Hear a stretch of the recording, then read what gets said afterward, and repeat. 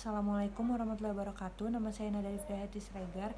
Kali ini saya akan presentasi dengan tema filsafat Yunani oleh tokoh Demokritus. Biografi Demokritus. Demokritus adalah filsuf dan ilmuwan Yunani kuno. Lahir di BC di Abdera pada 460, yang mana adalah bagian dari Theos. Sejarah mengatakan ia adalah keturunan dari keluarga kaya. Uang warisan dari ayahnya dia gunakan untuk berkeliling beberapa negara untuk mencari pengetahuan. Dia menulis tentang Babilonia dan Moro dan mengatakan di bukunya Diodorus Siculus bahwa ia tinggal di Mesir selama 5 tahun.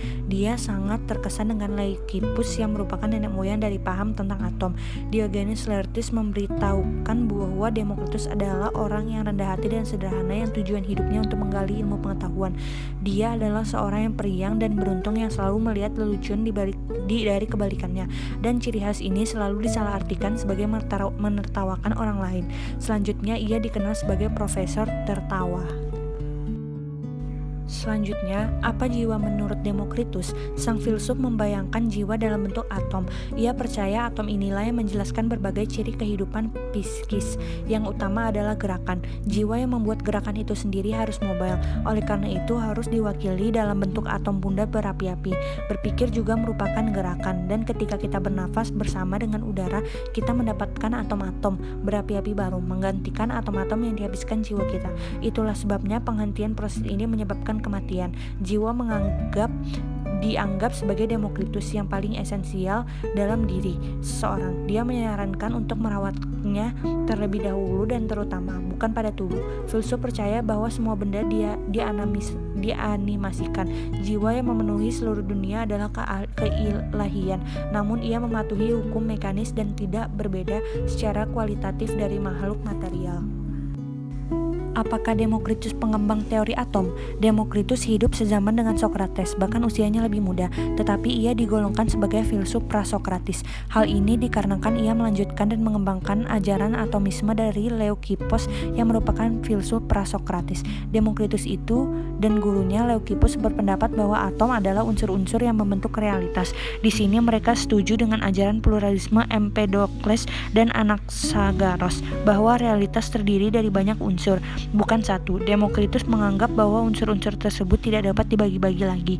Karena itulah unsur-unsur tersebut diberi nama atom.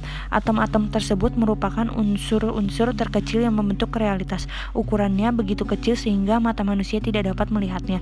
Teori atom Demokritus memiliki konotasi modern lain, karena ia juga berpendapat bahwa setiap kejadian di alam semesta ini disebabkan oleh kejadian sebelumnya, mengingat fakta bahwa objek-objek material berperilaku sesuai dengan dampak atom terhadap satu sama lain, kira-kira seperti satu bola biliar yang menerjang bola biliar lain, menyebabkan masing-masing berubah arah.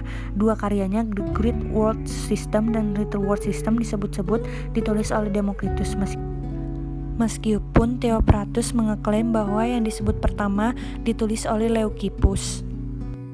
Sebelum semuanya terbentuk, bagi Demokritus, yang ada di dunia ini hanyalah atom dan ruang hampa. Karena ada ruang hampa, atom secara terus-menerus melakukan gerakan. Baginya, atom adalah bentuk paling rapat yang bergerak mengisi ruang hampa. Untuk menjelaskan teori tersebut, Demokritus menyebutkan 4 pokok penting.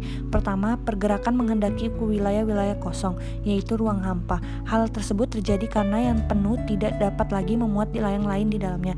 Kedua, suatu barang bisa mengembana dan memadat jika terdapat ruang hampa di antaranya.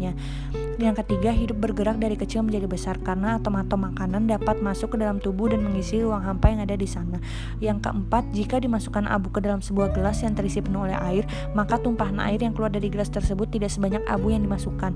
Itu membuktikan bahwa terdapat ruang hampa dalam setiap barang yang dimasukkan barang lain. Sekian presentasi saya mengenai filsafat Yunani, kurang lebih mohon maaf. Assalamualaikum warahmatullahi wabarakatuh.